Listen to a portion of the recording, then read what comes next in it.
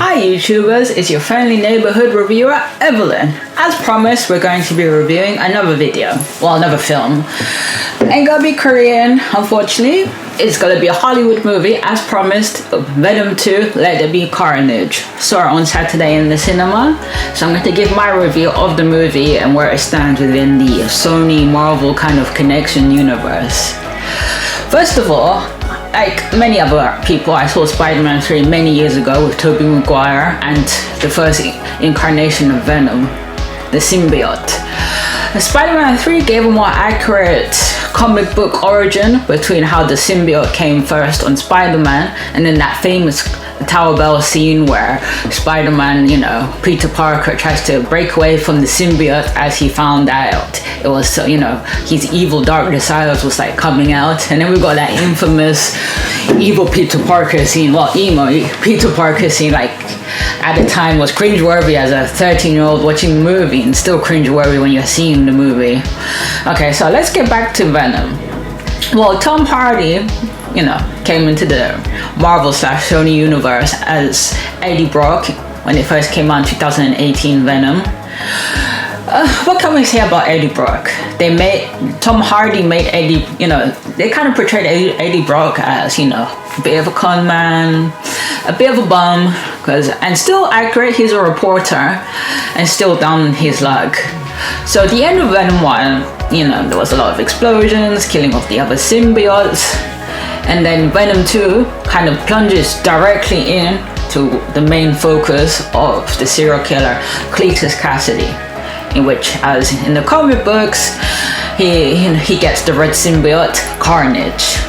So the beginning of the movie starts out with young Cletus Cassidy, kind of like a home, an asylum, and with his, crazy love interest, a woman called Frances Barrison, that her powers are really similar, to be honest, with the Black Canary from DC, which when she screams, she lets out sonic waves.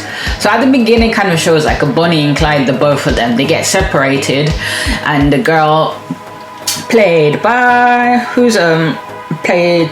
Naomi Harris, she, Frances Barrison, and let me see, I'm gonna check here if it's another comic accurate, and oh yeah, it is.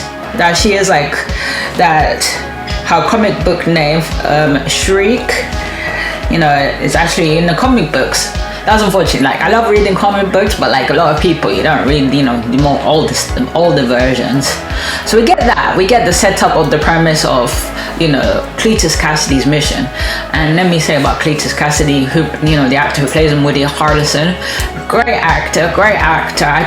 It's a shame that apparently Venom 2 is the shortest of the Marvel films, and you can tell, it gets straight right into it. There isn't so much of a character development. It's like you don't even understand Cletus Cassidy's thing. You just like I feel like they make Cletus Cassidy two-dimensional, like the common crazy guy. But Woody Harrelson, there was the expectation where you'd see more of his acting. Instead, he's just there, being very lyrical as a serial killer, and that his dimension, his objective was to get his girlfriend out from somewhere. Okay, so moving on, we see Eddie Brock, how he's dealing with his relationship with Venom. How did they coexist together?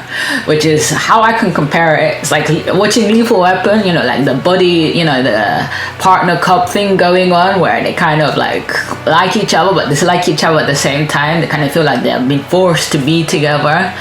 So you get really funny scenes. They made Venom really funny. They made him an angry little child, just going off with his temper tantrums and he needs things. And then you see Eddie Brock, you kind of feel like he takes for granted the powers that he's got with Venom and what Venom does for him, and but at the same time he kind of hates the destruction that Venom his ferociousness leaves behind. So you get Cletus Cassidy, asking Eddie to interview him. And at the end of the first Venom movie, we see the introduction at the end of Cletus Cassidy and Woody Harrelson in that, everybody says it was an awful wig, that curly red hair. And from our understanding, that Eddie kind of blew the first interview. He didn't get anything much of substance. So he goes back there and Cletus is kind of like egging him on about how much of a bum Eddie is and how they're basically the same, and like antagonizing him. And like Cletus kind of touches Eddie in the soft spot, but Venom goes and attacks him. And then after that, Cletus goes and bites on Eddie. And then you see the birth of the Carnage symbiote. From my understanding, that Venom is like the dad of the Carnage, and he gives birth to this kind of monstrosity. And Cletus is there tasting the blood, and he kind of sees what's happened. He knows that there's something wrong with Eddie, and he kind of like screams, "Oh my God, there's something with you!" And then we kind of get the execution scene where with the first encounter that Eddie had with Cletus in the prison, Venom goes and sees all the graffiti, all the carvings in the cell, and Venom kind of does Eddie's work for him, and that's how they discover like more bodies in the place. So Cletus kind of like blames Eddie for accelerating his execution. So you get to the part where Cletus was like in the going to be executed by lethal injection, and you kind of see all the victims watching this and the warden saying, do you have any last words? And in that moment, Carnage is born and stops Cletus from like dying. So he kind of like emerges, and Carnage / Cletus Cassidy goes and destroys the whole prison.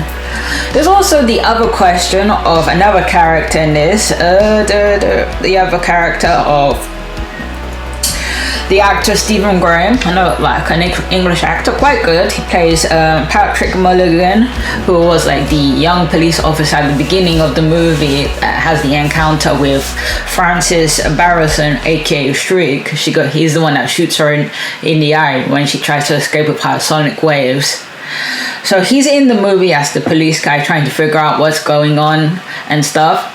So this is the part where everything gets accelerated in the movie. I'm going to spoil the end. I'm going to pretty much spoil the end, because I believe this movie, Venom 2, was used as a vehicle to introduce Spider-Man and Venom, because of course Venom is the greatest antagonist to Spider-Man, and Eddie Brock to Peter Parker. But of course, since Marvel has their own universe and Sony has the other, they could never merge. And of course Venom has a drastically different origin story to what we get with Eddie Brock. They've changed the origin story altogether. So we have Cletus on the run, and his main objective is to find his girlfriend, Frances Barrison, and he goes and makes a deal with Carnage. Find my girlfriend, and Carnage wants to kill Venom. Like, you don't even get that. And as well, Carnage is two-dimensional. It's kind of like, we understand that the race where Venom comes from, like the alien race, or the symbiotes, that they have some sort of functional life form source, that they have some intelligence, some understanding. So there's they made Carnage and Cletus Cassidy, in my opinion, two-dimensional. There wasn't enough development to understand the reasoning all of a sudden that why did Carnage wanted to kill Venom. Like, maybe it was an instinctual thing of their race that they have to kill off their predecessors. So there's that great scene, and then we get Eddie Brock's love interest, and she gets it's like she didn't have that much scenes. Like Michelle Williams, who plays and Wayne, well, whatever her surname is, it gets implanted there, and with her boyfriend, what's his name, David, if you can find it here, David. Well, the boyfriend David was not that much, not that much. He was used for comic relief and stuff. And there's the other bit of the comic relief is Venom seems to be more in love with Anne than Eddie. They kind of imply that. And then there's also the part where Cletus is on the rampage looking for stuff, and Eddie now has found out. But before that, Eddie and Venom had this great tiff where they had enough of each other, and then Venom goes off jumping from body to body, and then you get this funny party scene where Venom's in a party letting loose, inhabiting another pool soul. And they're dancing around, and then we kind of get told that Venom wants to be liked, in the sense that he wants to be liked. So Eddie gets arrested by the police, and he uses he gets arrested by the police because they think that Eddie has clues, you know, something to know what happens with, like, the reason why Cletus escaped, because after when Eddie interviewed Cletus before his execution, that's when all the things happened, and then Eddie calls Anne, and then Anne goes to find where Venom is, and Venom is with Mrs. Chen because he had nowhere else to go, and he was like just slowly, you know, dying. In the movie, it made her understand that Venom survives, you know, off chocolate and this particular kind of like component. I'll put the name. Even Eddie couldn't even pronounce the name of the specific chemical that Venom needed to survive on. So when Anne goes to the shop to ask Mrs. Chen, "Have you seen Venom? Have you seen Venom?" And then Mrs. Chen is like talking to Anne like in a weird way, and then Anne understands that Venom is in Mrs. Chen, and then you get this funny scene where Mrs. Chen's eyes like transform into Venom's eyes, and then Anne realizes that Venom likes her, so he kind of manipulates manipulates Venom like to, you know, come and save Eddie. And then when Anne comes to like basically break out Eddie from the jail cell, there's the other funny scene where Anne is telling Eddie, okay, you need to apologize to Venom, and then Eddie apologizes to Venom, and he accepts it, and he goes into Eddie, and then they start with the whole thing of finding Cletus. And in the midst of all of that, when Eddie / Venom is trying to find Cletus, and David get kidnapped. Not David. Anne gets kidnapped, and Cletus puts David in the trunk to give a message to Eddie saying that Cletus and Frances are going to get married in the church.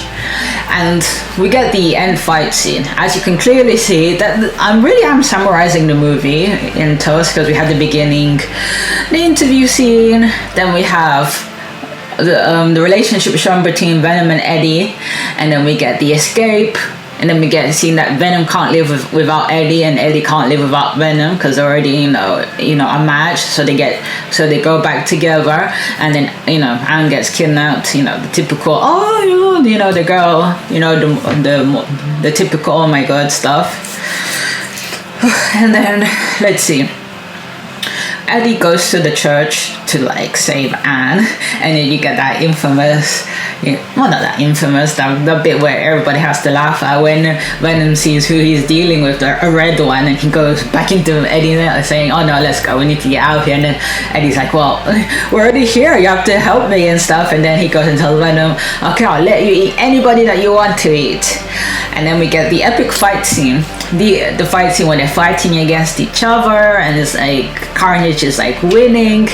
And then we also get the other bit where when Frances gets beaten up a little bit by Carnage, telling her not to scream because the weaknesses with the symbiote is sound and fire. So but then again we get the fighting between Cletus and Carnage, because in his way Cletus does love Frances, that obsessive Bonnie and Clyde kind of complex. And then there's that internal struggle between Carnage and Cletus, because they're not on the same page anymore. And in the midst, when all the boulders fell down on Venom in the fight scene, they are really weak. They can't feel like they can't fight anymore. And then David's there. He came back to the church, to do something, Anne's fiance, and then he tells Venom, "You need to help her, and then points out that Cletus and Carnage are not a match, but they are a match. So that kind of empowers them to soldier on. And then at the end of the day, typical movie, they defeat Carnage, and then Venom eats Carnage. They use the sound to separate, the both of them. Also affecting Venom and Carnage at the same time. They affect both of them, and then basically Venom eats Carnage again, and they kind of assimilate back together. So the end of the movie, what can I say? The end of the movie the end of the movie is they have to go on the run. That's the basic gist of it. Anne tells Eddie that they need to go on the run. So they're like, okay, they go on the run. So at the end of the movie, we get Eddie slash Venom like on the beach somewhere, God knows where, and you get a funny scene where the water is touching Venom's toes, like how like Eddie, you can still see Eddie like, and but his feet is like with the Venom form, and they start talking to each other like, you know, okay, this is peaceful and stuff, and then Venom's like, we should be a superhero, you know, have a cape and a costume, and then like Eddie finally agrees, and then we get, spoiler alert for anybody, everybody's seen the leaks. Everybody's seen the leaks. And they're in the hotel. They're watching TV, and then Venom says, "You don't know about the symbiote hive, all the multitude of the universes that we know." And then something happens. The hotel room transforms, and they get transported somewhere. And then like Eddie's telling Venom, what did you do? What did you do? Because before that you implied that, it was implied that Venom was going to show Eddie, you know, multitude of universes, realities. And then when the hotel changes, we get a new scene in the Daily Bugle with John Jameson, you know, the guy from the Daily Bugle, the guy that hates Spider-Man. And then we get the shot of Peter Parker. And then, I have to be honest, when I was in the cinema, I screamed like a little, well, like a little fan, whatever going on. And then Venom goes and licks the screen, and then we kind of reply that since he knows who he is, of like the hive mind, it's inferred that Eddie Brock / Venom get transported to Peter Parker's plane of reality. And this leads into Spider-Man No Way From Home. Or like, it's implied that all the realities of the dimensions probably going to uniform together. Okay, we're at the end of the video, so 16 minutes. This video was a little bit hard to do because there's a lot of false starts, me trying to assemble this tripod that kept on going down, down, down. Well, was this the greatest Marvel / Sony movie ever? No. Was it really funny? Yes. Could there have been more development in terms of, you know, introducing, you know, Carnage for the first time? Could there be more story development? Yes. But take the movie for what it is. A good, you know, reminiscent of a 90s movie, reminiscent of, you know, just getting straight into the point and inferring things a lot. So I give this movie 3 out of 5. Anyway, YouTubers, thank you for joining in this video. Give a like, share, and please subscribe, and leave some comments. What can I do better in the videos? Hopefully I didn't waffle on too much. But anyway, YouTubers, have a great day. Bye.